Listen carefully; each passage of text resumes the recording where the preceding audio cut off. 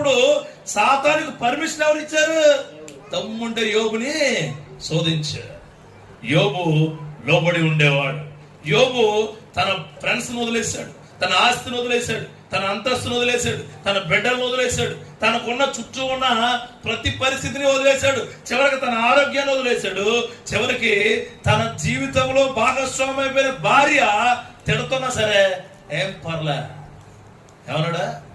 ఏం పర్లే, no problem, no problem అన్నాడు. అప్పుడు దేవుడు లోబడి ఉండిన యోబుని మరలా చివరి అధ్యాయములకి ఎలా లేపాడు? దేవునికి మహిమ కలుగును గాక. మనం అలా కదా, ఈ బాబాయ్ చిన్నదే చిన్నదే మనకు కొద్ది ఎక్కువైతే తట్టుకోలేం మనం. అసలు ఒక 10,000 రూపాయలు జేబులో ఉంటే ఆడు మామూలుగా ఉండడు. అసలు ఇక్కడ నుంచి అక్కడికి ఆ షాప్ బడ్డీ దగ్గర నుంచి ఇంటికి వెళ్ళాలంటే 3 సార్లు బండి మీద తిరుగుతాడు. ఎందుకు 10,000 అయిపో